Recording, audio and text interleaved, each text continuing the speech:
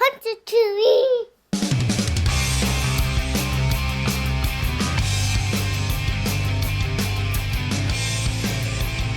What's up, everybody? Welcome to another episode of the Colby Cast, where we dive into movies, 21 gigawatts! TV, Sometimes I'll start a sentence, and I don't even know where it's going. I just hope I find it along the way. and everything in between. Well, I don't know how you get a podcast, but you should look into it. I'm Colby, and I'm joined by my two awesome sons, Caleb I don't know how to tie my shoes. and Luke. I never shut up. Together, we're your friendly neighborhood pop culture nerds, here to share our thoughts on Star Wars, Marvel, the latest entertainment news, and maybe even some sports. Do you believe in miracles? Yes! So grab a piece of cake Cake! Everybody loves cakes. and find a comfy spot on the couch, because this is your place for community and conversation about pop culture and storytelling. What an incredible smell you've discovered. I think we should start the episode out today with stories of living in Southern California, because inspired by Daredevil Born Again, because last week, good friend of the podcast and frequent mentioned person, Simbat Defradarian, texted me that, remember we were talking about Michael Gandolfini? He's the son of Tony Soprano, and he's in Daredevil Born Again. Yep. So he heard us talking about that, and he was like live texting me as he was listening to us talk. Like, so he was inserting himself into our podcast via text after the fact. That's pretty funny. Anyway, he worked at the ice rink that you guys played hockey at for the longest time, and apparently James Gandolfini and young Michael showed up one day, and he was taking him ice skating, and Sim handed him a pair of rental skates to Michael Gandolfini, aka Minnie Wilson Fisk, or whoever he's going to be on Daredevil. So that's the kind of stuff that happens in LA when you live and work in LA. Oh yeah, living the high life. I saw Will Yeah. Ferrell. We saw Will Ferrell yesterday at the Kings game. Yeah, he was sitting right down the section from you guys, huh? Yep, that's my good buddy Will Ferrell. We go way back. Was he dressed weird? Because sometimes he'll show up to the Kings games dressed in funny things. No, he wasn't dressed weird. No, he just had a Kings jersey over his flannel and an LAFD hat on. That was it. Nice. Thank you for your support, Mr. Farrell. I have a story too that happened to me one time when you guys were practicing. It was like a spring. It was like the spring clinics, and there were just dozens and dozens of kids on the ice, and I was out there, running my my skill station or whatever it was that we were doing at the time, and I just felt like this presence behind me, and I don't even know why I turned around, but I turned around and I was looking right into the face of Robert Davi, who you may know from one of the Fratelli family in the Goonies. He's the guy with the hat, the muscle. Always singing. He was always singing, and I turned around, and he's just, even though we were separated by glass, because I was on the ice and he was in the stands, he looked right at me. It was like he was looking right through my soul, and he was looking for another coach, and he just mouthed his name like, looking for this guy. And I was like, oh yeah, hold on one second. You really just scared me. Yeah. Yeah. I remember seeing that exchange happen and then you screaming like chunk. I did not see this exchange happen. This is how it happened in my head. I like that. And then I started doing the truffle shuffle on the ice. Yeah, weird of stuff our happens like life- that when you live in this town.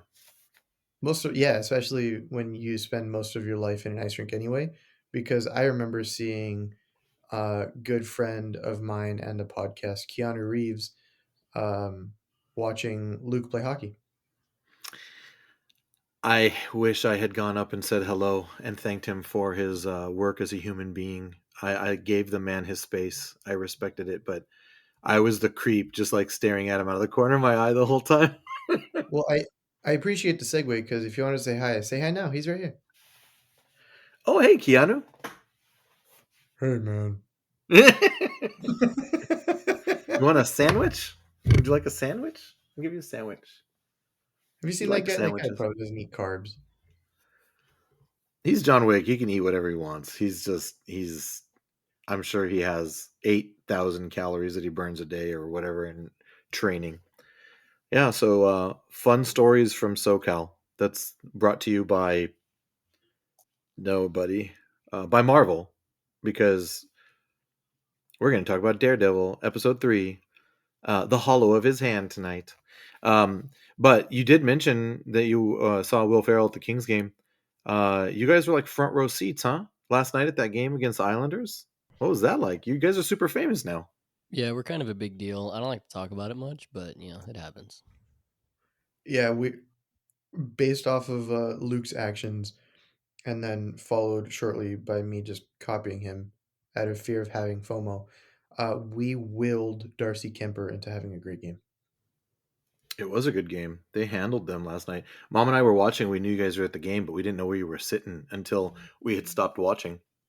So then we started pulling up Instagram, like videos and reels or whatever the Kings put on, and looked at every goal, trying to see if we could see you guys. And yeah, lo and behold, you were very visible in some of those highlight things for the LA Kings Instagram. So good job, you guys. I'm not paying you still, so don't expect that. We should have been like the people who go to those like like boxing matches or whatever, and then just wear like an advertisement, like just wear a Celsius hat. We could have Yeah, just worn Colby Cast merch, and then we could be on TV. I don't understand why you didn't do that. Why don't you do that more often? I've actually never Well, seen you guys in Colby next Cast time I merch. sit, next time I sit ringside, I'll let you know. Next time we play one of your oh so great high-low games, and I inevitably win, I will have Luke tattoo the Colby Cast logo on either his buttocks or his chest. The gauntlet has been thrown down. We do actually. That's maybe I should talk about this more because I don't think it's a hugely known fact. But we do have shirts available and all kinds of other fun things with the Colby Cast logo on it on T Public. So I got an email out of nowhere, uh, like a couple weeks ago or whatever it was last month. It said you made a sale on T Public. I was like, oh, that's right, we have a T Public store. Go check it out. Because I do such a good job at promoting that stuff. You know what else I do a good job at promoting? Star Wars. Before we get to Daredevil, I came across an article about a I don't know why this was even in the news, but it was in some I think it was on Screen Rant or something. Did you guys know that back like in the post Revenge of the Sith pre Disney purchase of Lucasfilm that George Lucas himself was developing a live action Star Wars TV show? Did you guys know this? God, that warms my heart. So check this out. Caleb, did you know about this? No. So here I am, just bringing the knowledge again for you guys.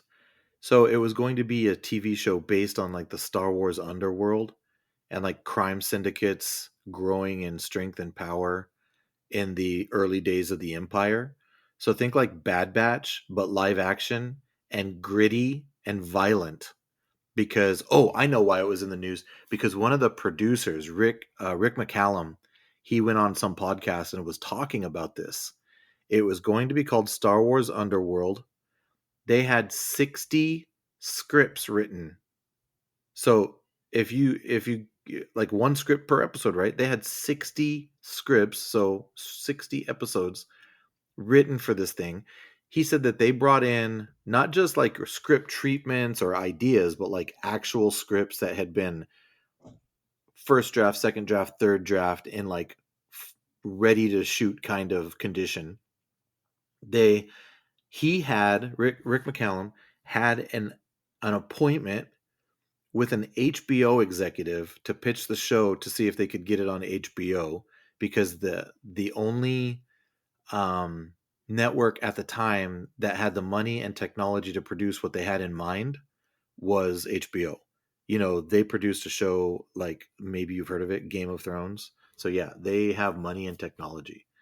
They wanted this show to be put on HBO with like this was Andor level and like adult and the demographic that they were going for, but it was going to be located in the world of crime and that stuff. It was also going to be tied into a video game that was called 1313, and it was going to take place on level 1313 of Coruscant, which is like the seedy underbelly underground stuff. But it never went anywhere because it was going to be so expensive to make that it was prohibitive. Like the technology that they needed to use was not cheap enough to do back then.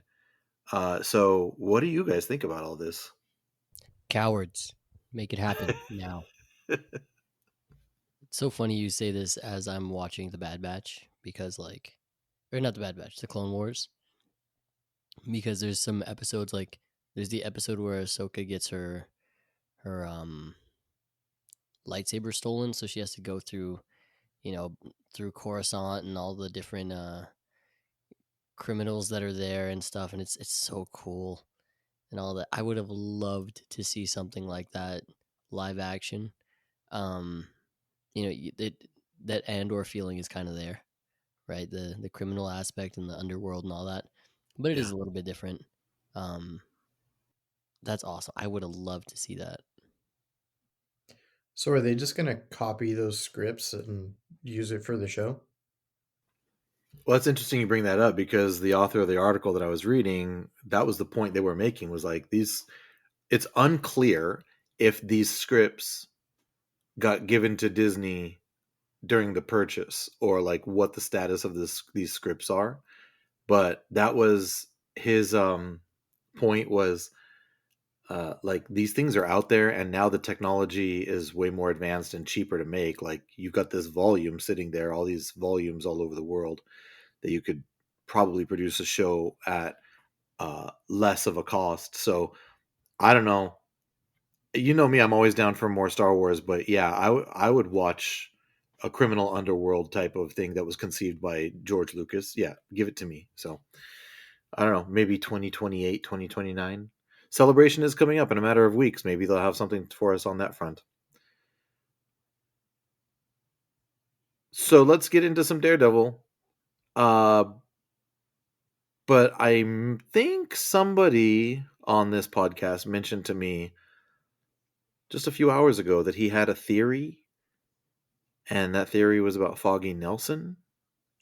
Or am I Oh, misremembering? yeah. Two things. One, did I make my Daredevil joke?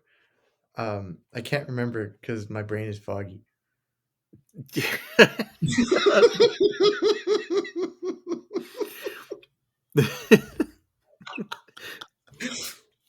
Oh, I love it when people laugh at their own jokes. I'm one of those people.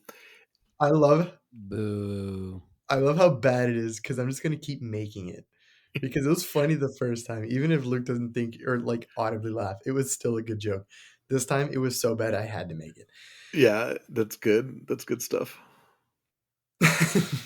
My theory, they and you can correct me if I'm wrong and fill in the many, many, many blanks that my feeble mind will leave. There was someone that died in the span of the Daredevil and spin-off adjacent shows, whatever you want to call them, and they revived them. Correct? Incorrect? Yeah, Elektra. Sure. I just know that something happened to this person and they came back. It was a major plot point. Spoilers for. So here's your spoiler warning for everything Daredevil, maybe even some comics. And everything ever. Yeah.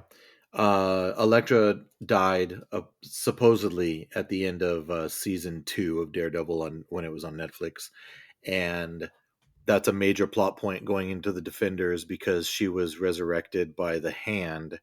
And the Hand was this nefarious crime organization that was run by basically immortal people because they had this like substance that they kept reviving themselves with and kept them alive.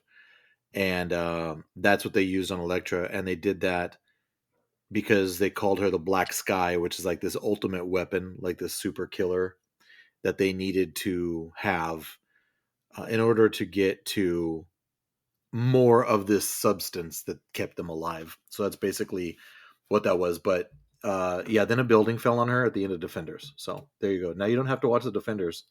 You're welcome. I feel like I just watched it. Thanks.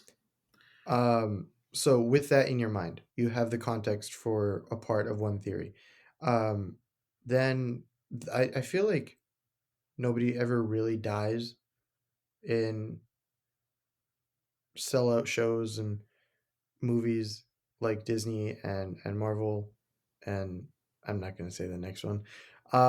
So all that to say, I don't think Foggy's dead unless they just like did wanted to go completely different way with the show, um, to use his former friends as a bridge and then let him move on from them. So either he's going to come back as like a revived character, or he's in witness protection or something like that, or they'll do something with like the timelines where that was a different timeline, we're going to bring Foggy back. I don't know. I don't think he's that important, but my theory is that they might try and tease that he's not dead, but I think it would be better to leave it as is. There's so many things in there that you said. First of all, how dare you, sir? How dare you say that he's not that important? He's Foggy freaking Nelson. He's the goat. It's not even his real name. He was. His name Was is is Franklin. Franklin, but only his mother called him Franklin. We got that from Matt. Uh, and secondly, let me put on my therapist hat and borrow from Dr. Heather Glenn. Uh, the idea of Foggy not being dead, how does that make you feel? Of him not being dead? Of him potentially coming back? I know you're a Foggy fan, but I also know that you're a fan of important characters dying and staying dead. So, how does that make you feel? I don't think he should come back. I would see them doing it and would just sort of like roll my eyes if it happened. Um, but I don't know. I think it's okay the way they did it because it was a blind side, but it was still really good. Yeah. You know, we talked about Foggy like for 20 minutes on last week's episode, and here we are talking more about him. He hasn't been in the show for 2 episodes, and we're still talking about Foggy. Yeah, he had I, 3 lines. he literally like maybe a couple more, but pretty much right. He had like 5 minutes of screen time. I have something I want to share, and then I want to get Luke's take on it as well. But to lead into what I was going to share, what makes you say this? Have you seen anything out there? What is bringing this onto your radar that you're talking about this here in this episode? um, Genius. That's it. Yeah. Nothing else. Because I know you don't get a ton of Marvel stuff hitting your algorithm. So there's a reason that I'm asking this, and it's the point that I want to bring up. Uh, Not long after the premiere of these 2 episodes, people were starting to talk about videos were being made, articles were being written about an Easter egg in the very first scene when Foggy, Matt, and Karen are leaving Nelson, Murdoch, and Paige. The address on the building, the storefront office basically they had, is 468. That's the address of their whatever street it was, but their street address was 468. Have you guys seen any of this out there? No, but that No. also means nothing to me. Well, let me help you with some meaning. Daredevil 468 has a section of the comic called The Secret Life of Foggy Nelson. Oh, And in that section, I read somewhere, I haven't read it. You know me, I don't do a ton of comics, but I like to read about Easter eggs, and a lot of them come from the comics. So I don't know if this was a whole issue or if it's a chapter. I read somewhere that it's a chapter. So of this Daredevil 468, The Secret Life of Foggy Nelson. Foggy fakes his death. Ooh. He's stabbed and he enters the witness protection program. And at some point in the comic, he reveals to Matt that he's not dead. He's actually not dead. So Is that personally, the born again part? no. Personally, I don't I I don't think I don't think that's what they're doing. I think they're just putting an Easter egg because it was a sort of a Foggy centric issue, and Foggy's going to die in this episode, so he faked his death in this one. So let's give a wink and a nod to the audience. So that's my opinion. But if they want to bring him back in some dramatic way that like sends Matt on some existential crisis or something, bring it on. I don't care. As long, I would like 100 years of this TV show. So if you need to bring Foggy back and kill him again and then bring him back again, I'm okay with it. I don't care. So anyway, just a fun fact. I think it's an Easter egg, but hey, who knows? They're sort of I referencing that for a reason, right? if I'm right, I know everything. But if I'm wrong, it is a theory just for that reason. Um, but I don't know. I don't think he's like he's great. He's great. I think he's that important of a character to need to bring back. I think he is to Matt, and I think that he should not have died with a beard. So bring him back because he doesn't belong. A beard, that's not a good look for him. So, Luke, It's where do you also stand on all this? Um, I like when dead characters stay dead, unless it's done very well. I have no doubt that they can do it well because they've done everything well so far. Um, but I don't know. I have my reservations about it, I guess. So it's you also wouldn't be not lost opposed to it. on me that the last thing he says to him is, "I didn't want to give you a chance to." I don't know what he says, like "be yourself," right? He says, "I didn't want to give you an excuse," something Yeah, like that. there you go. I feel like Y- that's kind of a big deal. Yeah, I don't know. I'm not I'm not totally against it, but I don't know. I don't think it needs it, you know?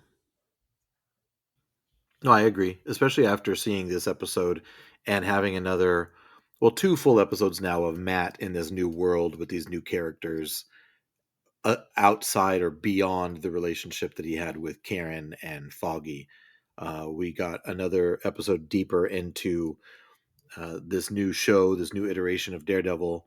So let's get to it. Let's talk about it. Episode 3 called "The Hollow of His Hand." What did you guys think? I thought it was great. I loved it. This show is so good, and it was at one point I sort of had to like take a step back and think, "Oh, are we in a just lawyer show now? Am I watching a?"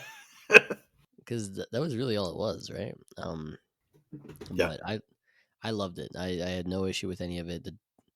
The dialogue is great. I really liked the way that we got to know Hector a little bit more, hmm and I thought the acting was incredible in all of it. And I thought seeing Matt like this was so cool because this was a he's not a superhero right now, but he was a super lawyer. He was incredible. I really like seeing Matt like this too, because you get some of it in season 1 of the Netflix show. You get more of it in season 2 because of the whole Punisher angle. You get none of it in the third season because he's the third season is unbelievable television. But there's a lot of struggle that Matt's going through, and none of it has to do with the court of law. So to see him back in the courtroom and running a courtroom, it was very cool for me. Luke, you weren't there, but I sat next to Caleb watching this episode, and I had a hot take that I don't know if it's true or not. I looked at Mom and said, "Don't tell Caleb, but I think he's really going to like this episode." So here's the moment of truth for me. Caleb, was I right? No, but I just say I no wasn't to. I wasn't right, so you didn't like the episode or what? I just say no to bother you. You're absolutely right. It was really good. I felt the same way. It was like this isn't a Marvel TV show where all of a sudden we're just gonna get a cheesy or corny like superhero landing. Like he's just full on lawyering, and it was really cool. I don't think it was too over the top, but that's just me. Did you guys think it was too much? No, I didn't. I enjoyed all of it. Not at all. I thought it was great. I thought it was even better that they were able to just establish that he was very much not a vigilante at that point in time. Like he had his one little run in with his oh so reliable witness um at his apartment the episode prior, and you saw his rage really come out and he's screaming his head off, and then it cuts to black. But I feel like that's the only time we've seen him be like Daredevil again. This whole time he's just been Matt Murdock, you know? Yeah. You're talking about in the apartment in the end of episode 2? Yeah. Yeah, that was one of the things that I've been asking myself all week is like, how are they going to explain this? Well, the answer is they didn't. It's just it happened, and then like he literally runs into the guy that he just almost I don't know he that I thought one of them was dead. Like that was so brutal that scene, that fight scene that I was just like, this has to be a major thing, right? And it's just like, no, it's not. We're moving on, and I'm all right with that. That's okay. And I love the fact that they just moved right past it, and he literally just goes, he's in the bathroom and goes, "Oh, who, me? I couldn't do anything. I'm just a mere blind man who's washing his hands trying to escape this bathroom." And even the cop said it at one point. He was just like, "You're a blind lawyer that can fight, huh?" So, like, none of it stood out to him as being weird. Maybe it's because Daredevil's been gone for a while, and there's no reason to link the two of them anyway. But yeah, that's cool. That's all right with me. It's just a reminder that Daredevil is in there, and this show is called Born Again. So I'm just now wondering, like, maybe we don't get a ton of Daredevil, to be honest, because we know there's a season 2 already confirmed. So is this the story of how Matt Murdock becomes Daredevil again? I know we've seen in the trailer he's fighting as Daredevil again, so clearly it's going to happen. But is this going to be more of a like a crime thriller and him struggling with Daredevil the whole time? Or are we going to get to Daredevil soon? Because we're 3 episodes into an 8-episode season, and Daredevil's been in it for 15 minutes. How does that work for you guys? Are you enjoying this? It sounds like you're enjoying it, but where do you fall on the whole Daredevil Matt Murdock thing? Because there's this struggle that I'm enjoying seeing develop. I'm good with it. I don't think it's sustainable. Um, and that's okay. Like I don't think it really has to be, because I don't think it won't be, or I don't think it will. I don't think we're gonna not see Daredevil. Is what I'm trying to say. Um, the the thing that I like about it the most is that this is sort of a good way for people to who haven't seen Daredevil to get to know Matt Murdock, right? Because if they came out flying with just, yeah, this is Daredevil and Daredevil does Daredevil stuff, right? Then you're sort of like, okay, well, this is more of a superhero than a guy, but now you're really getting to know the guy, and I think that's really important.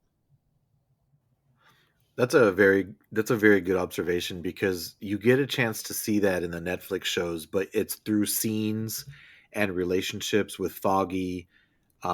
In season 1, not necessarily as much with Karen, a little bit with Karen, I guess. But then there was also this character named Claire, who was a nurse, played by Rosario Dawson. He had a lot of scenes early on with her where she's talking to Matt Murdock and he's talking to her as Matt Murdock because she saves his life. So you get to see who he is through that, and then his conversations with the priest. And so that's a very good observation. I like that because without this kind of stuff, those characters are now all gone. How are you going to do this? How are you going to get to know Matt Murdock? And I enjoy Matt Murdock as much as anything on this show. So I'm glad we're getting a chance to see it. So, um, what about these bloody knuckles? Like, we see Fisk has bloody knuckles again. It's the second time they've shown us that he's got bloody knuckles. And then we cut right to Matt washing his bloody knuckles in the courtroom bathroom. What's the deal with these bloody knuckles? I have my ideas, but I want to hear yours first. I didn't think too much of it. I just sort of thought like, yeah, that's Matt because he beat up a bunch of dudes.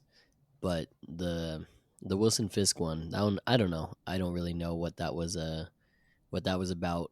But it didn't really catch my eye until you pointed it out. But they're definitely doing it intentionally. I I like that we can talk about it. I don't think it's too important. It just shows you how quickly things can change and how secretive the show sort of is. Um and how just like the characters dynamic is.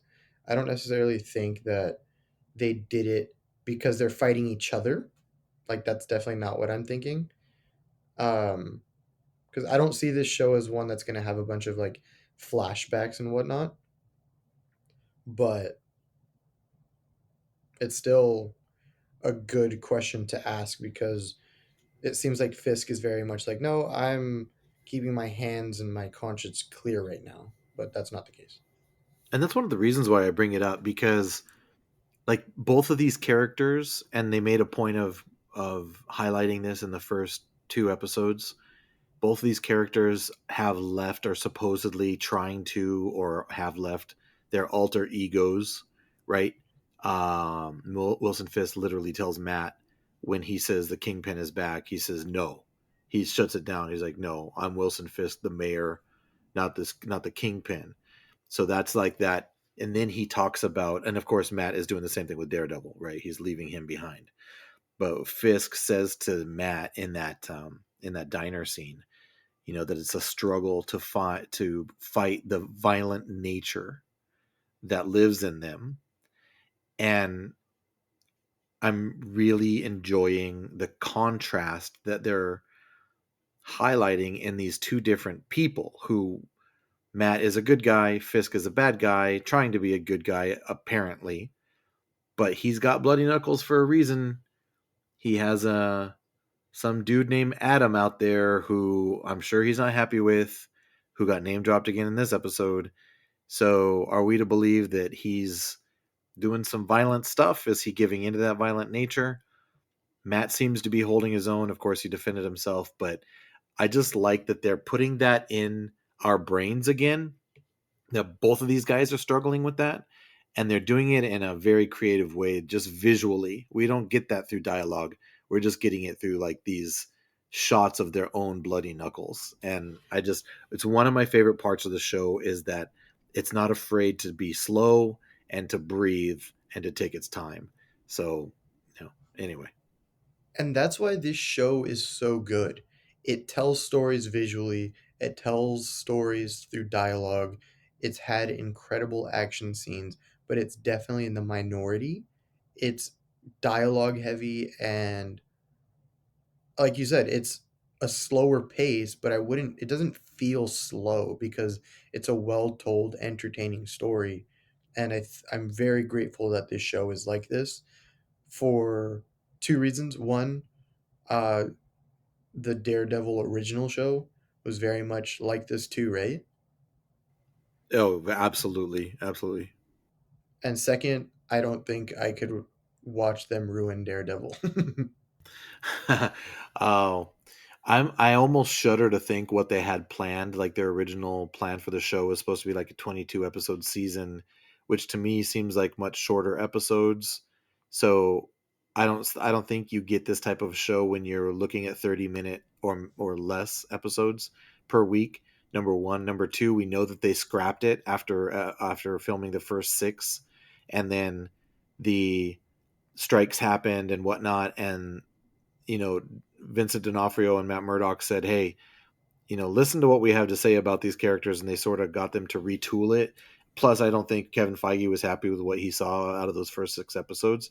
So, I shudder to think what this show might have been. Talking about like you couldn't watch them ruin Daredevil. I don't know what it was, but I'm glad it is what it is. Yeah, I agree. It doesn't feel like it doesn't feel like a Disney Plus show, and I'm not gonna dunk on any Disney Plus shows today. So congratulations, Well, you're Luke. in a good mood. You really must have enjoyed that Kings game last night. Oh yeah, and I'm going to one tomorrow too. Oh, But it really does feel like just another season of Daredevil. It doesn't feel like a new show. yeah, I agree. I agree. I forgot to mention when we were talking about the courtroom stuff, which I really enjoyed. So let's circle back to that real quick. Um, Having just watched the first three seasons, or the three seasons of the Netflix show, when they were trying to get Nikki Torres to the courtroom, I'm like, the dude's gonna die. He's dead. So of course they pulled a bait and switch because for the first time ever, maybe Matt Murdock actually got a witness to court successfully without without them being ambushed and dying, because they could not do that kind of stuff when it was him and Foggy in the first few seasons. They just never were able to get that done. But then the ironic thing is they get the guy to court and he chickens out and he changes his story and lies, so their case completely falls apart. I thought that was super cool.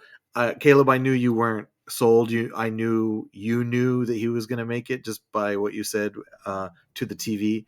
Um, but Luke, did you think for a second that that was going to be ambushed and he was going to die? I knew he was gonna make it through. Um, Oh, so I was the only one that thought he was okay. Fine, okay. well, it wouldn't have made sense, right? I I sort of I knew he would get to court. I wasn't totally surprised, but I definitely wasn't sure that he was gonna lie. You know, I I could have seen it going either way. That was the part that was sort of a surprise to me, but I knew he'd get to court. You got to see how reactive I was at the TV. I knew I knew the back of the van was going to be empty, and you heard me go and empty as they opened the doors. And then you also got to see me or hear me go bruh when the witness lied on the stand. So did you see that coming, or are you were like, "What are you doing, bro?" No, my superpowers have their limits. I was very much invested on whether or not it would be seamless, but it fits Daredevil to have that be the catalyst to spinning something bigger in the show. Well, and then without that, we don't get the surprise with Matt outing Hector Ayala as White Tiger, which I didn't see coming. I thought that was I liked that very much. What did you guys think about him?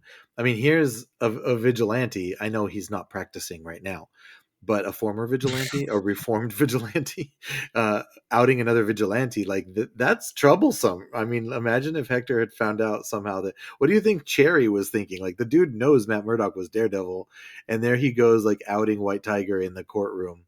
But he did it for a good reason, and it worked clearly. But what did you guys think about that twist? And was it even a twist for you? I was not expecting that at all. Um, it makes a lot of sense now that we see, like, they made a really big point of, oh, we're gonna make sure that they don't talk about this in court, blah blah blah, right? And it was sort of like, Yeah. you know, okay, guess you, guess you're gonna, guess you're not gonna talk about it. Whatever, it is what it is. But that clearly mattered, and now it like sort of has me thinking, oh, maybe I should pay attention to every little detail now. Yeah, you shouldn't be on your phone when you're watching Daredevil, bro. I was actually watching it on my phone, and I was on my laptop. Jeez. So checkmate. Don't get me ranting about watching things on my phone or your phone, because I actually had to watch this episode on my phone today. So Well, then, watching it for the second time with me, you're welcome. yeah, thank you. No, that worked out great. I always like watching things two times anyway, especially things that I enjoy. So I normally apologize because I know you have your little outline that you like to stick to, and my favorite thing is to just butcher it, and not necessarily in like a surgical way. It's very much like it would show up on Botched, the TV show. I'm not gonna apologize this time because there's a lot to unpack at the end. I feel like Punisher, or who we believe to be Punisher, showing back up and killing the White Tiger is going to instantly bring back Daredevil. That's why I'm not concerned that we're just gonna have Matt Mm. Murdock the whole time. I don't think Matt Murdock has it in him to suppress Daredevil anymore. If, like, assumingly same day that White Tiger walks free, that he's shot cold, dead in the streets by anybody, let alone when he finds out it's the Punisher or someone posing to be him, or a group of people that have become the Punisher. So that's very interesting that you bring that up, and that is definitely part of my list. It was actually the first thing on my list, but I don't have to go line by line on my list, as opposed to what you may think. But if it's on my list, I do like to talk about it. So the very first thing on my list there was like, that's not Frank Castle, right? There's no way that that's Frank Castle. In my opinion, that's not Frank Castle. What do you? I like the direction you're going in it with going with Caleb, though, about like how that's going to affect Matt and bringing Daredevil back. So let's definitely talk about that. But first, um, I think I know where you stand. You don't think that's Frank Castle either, right, Caleb? Um, I don't think that they do things without intention, and I feel like they could have just put his face on the screen, but they definitely had like Easter eggs throughout, and I say Easter eggs loosely because they weren't exactly hidden. Like the painting on the wall in the hideout as they're hiding out the witness. Oh, It right. had Yeah, yeah. the Punisher's skull, right? Yeah, it was. So to me, it sort of feels like they have become a a vigilante group, or people who are posing as Punisher just so that they can, like, I don't know whether it's good or bad. They're just trying to ride his wave, I guess. So I don't think that that one is the Punisher, but I think the Punisher's out there. I do too, and this is where I sort of wish that I had gotten a chance to watch the 2 seasons of The Punisher because I haven't seen any either of them. So I It's don't. good. I know I've been told that in some ways it's maybe better than Daredevil. Confirm or deny? It's the second best of right after Daredevil. Okay. It's All not right. it's not quite as good, but I think it's just because Daredevil slash Matt Murdock is a better character than the Punisher slash um, Frank Castle. Well, there's definitely more conflict, right, in Matt Murdock with the whole, refusal to kill. The episode, I think it was episode 3 of season 2, is also a highlight when Frank has Matt chained up on the roof, and it's like a whole episode of them just talking about their differences, which I seem to like. Luke, where do you think? Do you think that this is Frank Castle or no? I don't think it is. I don't know. I mean, it's tricky. Like they definitely did it for a reason where they didn't show his face. Um, I do think that it might be like a symbolic "we are the Punisher" kind of thing, kind of like the dudes dressing up as Batman and then him being like, "I'm not wearing hockey pants," right? Um, but it was definitely a choice by Fisk to have a Punisher or someone who looks like the Punisher go do that, right? I just don't see why Frank Castle would go do that. Right, it doesn't really track with why he does what he does, right? So I'm coming down on this, and you both have brought it up. Caleb, you mentioned the skull painted on the wall, the Punisher skull. They've also made a point to show us, I don't know, 2 or 3 different times that there are these cops out there with this tattoo, either on their neck or their wrist or something, that has the Punisher skull too. So like, is there is there a copycat Punisher running around doing things, and does he have his little cronies and they happen to be cops? Or is this a cop that's running around doing this, posing as the Punisher? I don't think it's Frank Castle, and I have a very good reason for it, and it's because Marvel ruins things in their trailers. And I won't go into all the details in case the people out there listening to us haven't looked at that trailer, but I just don't think that this is Frank Castle. I think that the Frank Castle we're going to find or be introduced to is a very different Frank Castle than what we may have left him, especially in Daredevil, and more so at the end of the Punishers. But I'm not sure.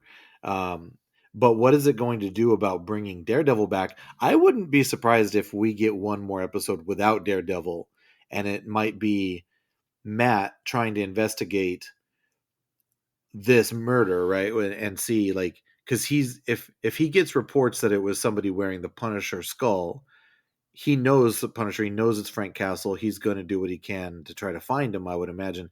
I wouldn't be surprised if we get that in episode 4, where he finds Frank and they try to get to the bottom of what this is really going on. So it may lead to like the resurgence of Daredevil, but I'm not sure that it's going to be the thing that kicks it into gear. But that's just my opinion. I've been wrong before, not many times. I'm not gonna lie to you. I'm very grateful that you remembered to mention the skull tattoos because I insinuated the multiple Easter eggs throughout the show, but could not remember the other ones. That's why I only mentioned the painting of it. Ah, yes, yes, yes, yes. Um, so Luke, you also mentioned something that I keyed into, which was it. The show really makes it seem like Fisk was behind this. So, do you think Fisk ordered this murder, or do you think this is just some crazy person out there killing vigilantes? No, they definitely made a point of it, right? I definitely think Fisk was involved, especially they showed him seeing Matt Murdock like walking out in the press conference kind of thing, um, and he wasn't happy about it.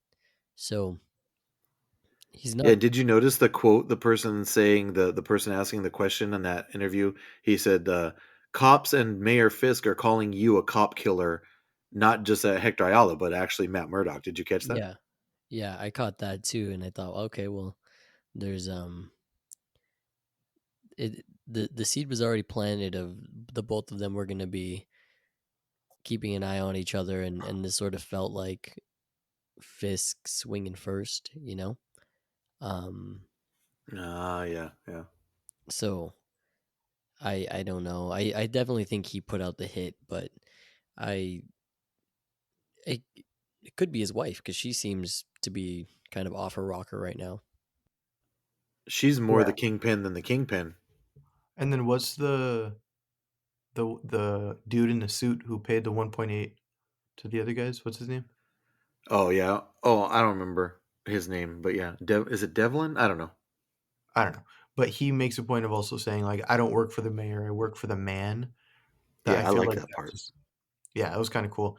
Um but I like that you bring up that it could be Fisk because one of my favorite things about both characters, they're very similar, no doubt. I'm not going to say one of my favorite things is how similar they are, but the aspect of how calculated and meticulous they are is my favorite thing about both of them together. And if he's behind it, he made a point of I'm talking to a reporter right now. I have no idea what you're talking about. And the last thing we hear him say is justice will be served or something like that, right? Yeah. So his fingerprints are nowhere near the scene of the crime. And maybe that is the first indication that he and his wife are working together instead of working against each other because now he's getting what he wants and having like the diplomatic side of everything and she's still like pulling the strings on the stuff that is a little bit dirtier and he can't be attached to it all but still doing it her way. And it really flies in the face of this whole like law-abiding, reformed Wilson Fisk that's no longer the Kingpin. Like nobody's going to believe that in the first place because nobody wants to see Wilson Fisk as anything but the Kingpin. But it's an interesting way to see him try to struggle, especially. I don't even remember. Did you guys watch Echo? I can't remember. Yeah, but it kind of feels like a dream of a dream.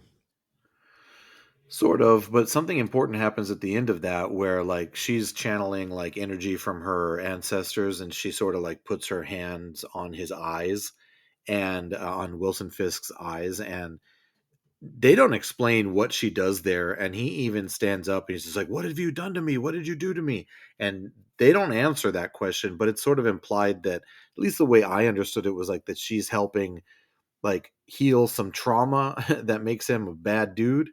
Um so the question was like who is this Wilson Fisk, and they sort of played into that in the first couple episodes, but I think they're starting to show him swinging back the other way, right, where he's clearly he's got bloody knuckles and he's you know speaking like this and making seemingly responsible for ordering this killing.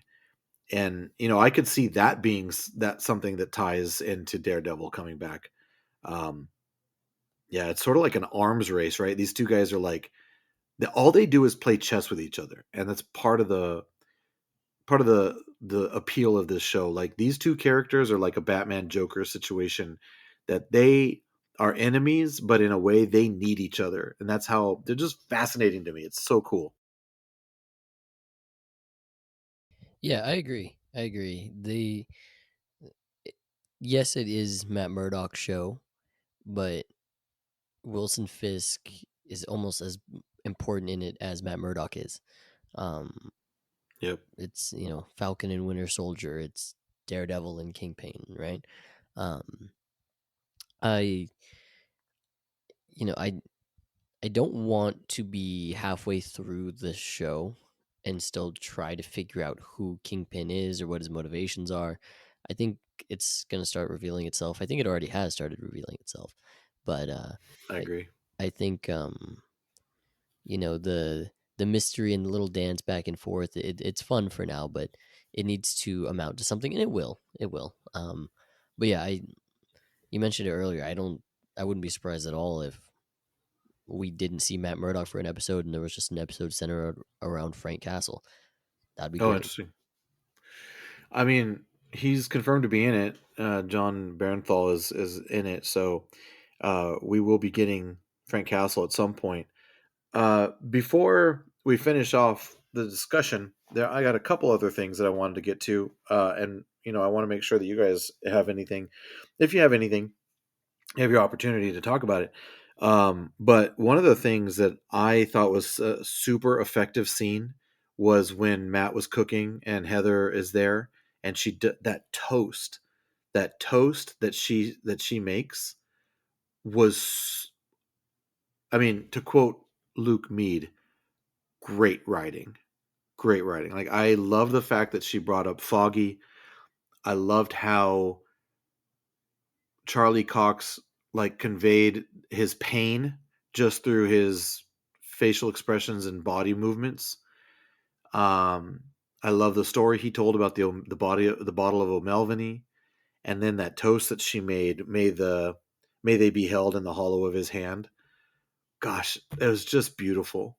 I don't know what to make of Heather Glenn as a character yet because she's clearly being more and more involved with the Fisks as their therapist. That's going to complicate things, but she seems like a really decent person and somebody that I'm enjoying the chemistry of seeing Matt Murdock and her in the scenes that they're together. I just thought that was such an amazing scene, and I wanted to make sure I brought it up. So, Yeah, I don't know whether or not to trust her because she's very, you can tell she's not going to just be like, hey, Matt, so this is what happened. These are the clients that I saw today, and this is what they talked about. Like, they're very much both going to keep their client confidentiality intact. sure. Um, but a part of me wants to trust her because she seems good. But again, that can just be a combination of good acting, good writing, good storytelling. And I mean, that's what the show is. So why wouldn't I just be a skeptic and say that that's another pawn for Fisk, or she was a pawn for Fisk to begin with? Who knows? Um, but I uh, I really liked the toast too. It was beautiful. Yeah, I agree. I do think she's trustworthy, but in a show like this, I think we know enough to know that Fisk will be able to manipulate her in a way that he's going to use to hurt Matt. So it's not going to be something she does, maybe something she's forced to do because Fisk has manipulated things. That's just what a disgusting person he is. But yeah, I'm enjoying all of that. And then the last thing really I have to share was just Kamar de los Reyes performance in this episode, knowing that he lost his battle with cancer a couple years ago, and just to be able to see him perform the way he did in this episode, I thought Hector was really, really a very endearing character. I think that he performed in a way that was just sort of perfect. Like he conveyed the right amount of gravitas, I guess, if that's the right word. But at the same time, you knew he wanted to do right by his family. He's talking about how he saved enough money to get them to move into their own place, because they had been inferring or trying to make you think like things were difficult in their marriage for whatever reason, and it ends up that he was really trying to do right by them or by his wife. And I just thought his performance was excellent. And then at the end, I don't know if you guys caught it or not, but during the entire credits, there was no score, there was no music. It was just the sound of that the coquille frog and an ocean, which to me seems like it seemed like not just a tribute to Hector Ayala as a character, but almost for Camar de los Reyes as an actor, because he was also Puerto Rican. I just thought it was all very classy, and I thought his performance was amazing.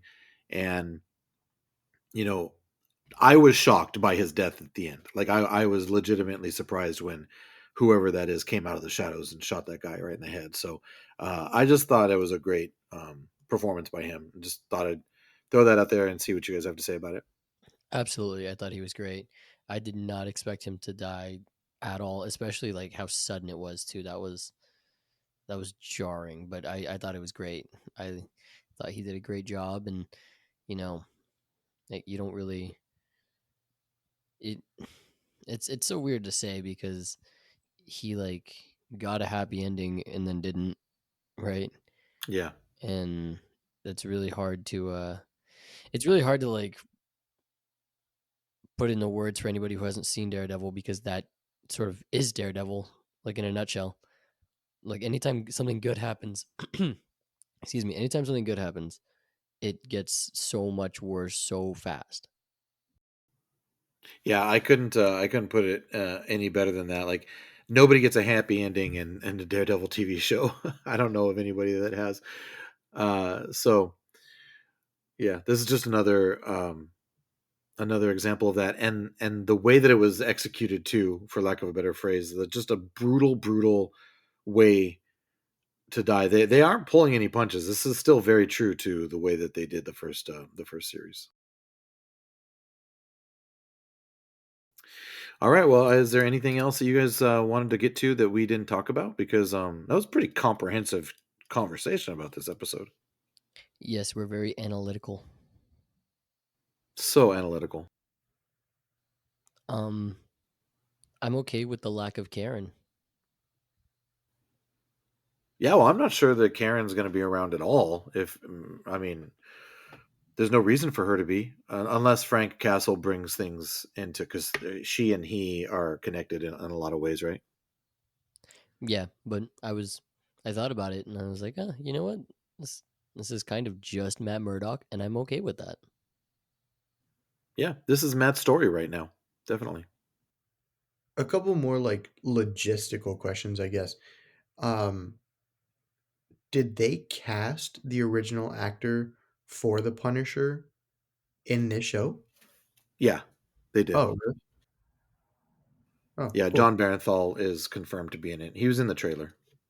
Gotcha. Um, you know me. I either didn't watch the trailers or choose to forget it so I can watch the show and enjoy it. Um, Other question. I remember you telling me that when they redid the theme of the show, the script, everything, they brought in some of the original cast. Um, I don't know. I just feel like I'm confused of why they bring in both of the main buddies of his to just not have them another like even second on the screen. So did they rewrite it so they could bring them back on? Or like what did they say why they did that? They just didn't Yeah, like the original script? yes and no. I mean, like the direction of the show was not appealing to Marvel Studios, so they didn't like how where it was going in the first place. Simultaneously, because remember, this was happening during the actors and the writers strikes last year or whenever that was, 2023. I don't even remember anymore. But so they stopped the production. Kevin Feige and the Marvel people were seeing what they had done, weren't happy with it.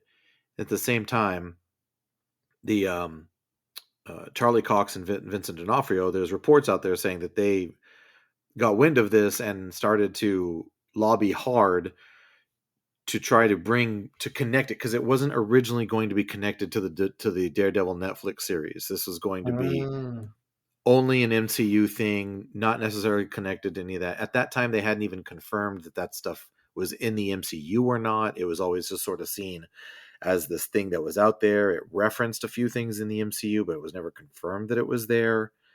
It was never referenced by the MCU. So um, they sort of lobbied to no, let's connect this show to the previous iteration, and that's a good thing. And they decided to do that. So that is primarily, I think, why Foggy and Karen were brought back, and Bullseye as well, was to connect it directly to the Daredevil stuff. But they still wanted to do their own thing, make it a new thing. So that's why Foggy was killed and Karen was relocated. So they connected it and got a new show by doing that. Does that answer your question? yes. And then last question. Shout out to Charlie Cox because if I didn't know better, I would think he was actually blind. Would you guys be able to even boil pasta blind, like even blindfolded? This man's cooking a whole dinner and all this whatever. Like he's opening the pot.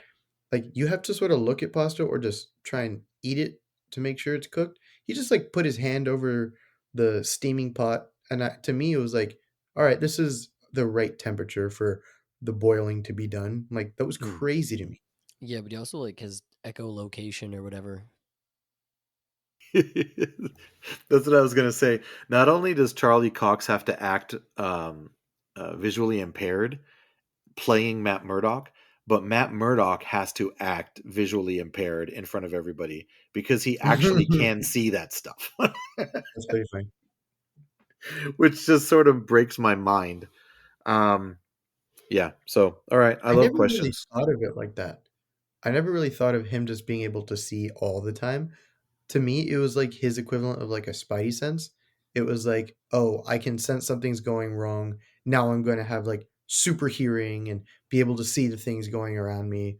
That's that changes There, things. There's there's more of that one in this show. episode. Sorry, go ahead.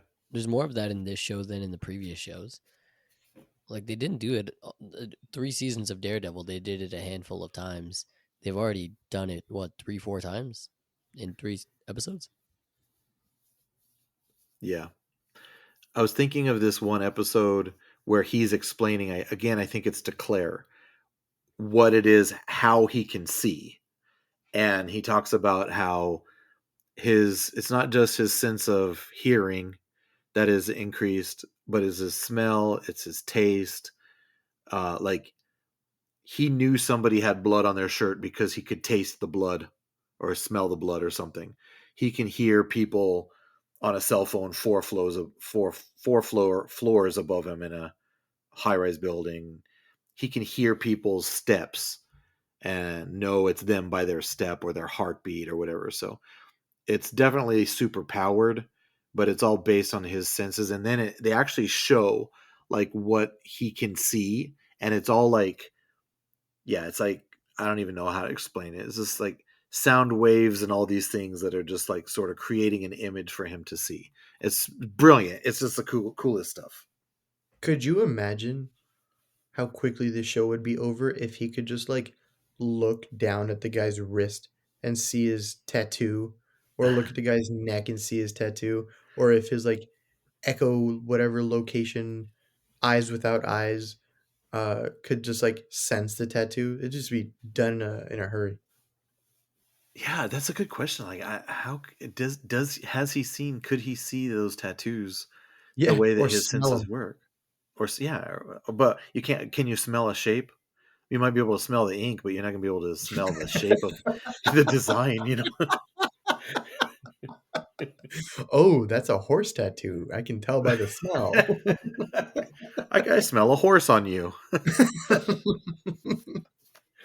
All right, excellent. Well, um, buckle up, everybody, or maybe not. Get comfortable, everybody, I should say, because we're not going anywhere. We're all loving this show, and I'm excited about talking about it week after week. So we're not going to ignore other stuff. We got our little Star Wars talk and hockey talk in the beginning of this episode, but prepare yourselves for some more Daredevil stuff. So if you're not watching it, I'm not sure why you're listening to this at this point, but go check it out and come back and listen to us talk about it more. I guess that's the good thing about podcasts being saved on the internet. We have people listening to podcasts of like, could you believe it? Like Moon Knight episodes. People have listened to those. They've listened to like these old episodes of Disney Plus or Star Wars shows or different things from way back and years ago. So that's the benefit, I guess. If you get around to watching a show that you didn't watch before, you've got us talking about it whenever you want. So also talk to us about what you think. We love the listener feedback. We love hearing people, what you guys have to say about the show, about Daredevil. Share your crazy theories about Matt Murdock being able to smell people's tattoos. Bring it on. We love it. And most importantly, thank you for listening. We really appreciate it. If you enjoyed this episode, let us know. You can find the Colbycast on Instagram, Threads, and X at the Colbycast. Episodes can also be found on YouTube, so like and subscribe. If you feel so inclined, rate and review our show on your podcatcher of choice. That really helps the show beat the algorithm and helps us find new friends to add to the conversation. If you're wordy, like me, you can send an email to thecolbycast@gmail.com. All music is licensed through Adobe Stock and performed by ProMusic24. This podcast is not endorsed by anyone or anything for that matter. It's intended for entertainment and informational purposes only. All original content of this podcast is the intellectual property of the Colbycast unless otherwise indicated. That'll do, donkey. That'll do.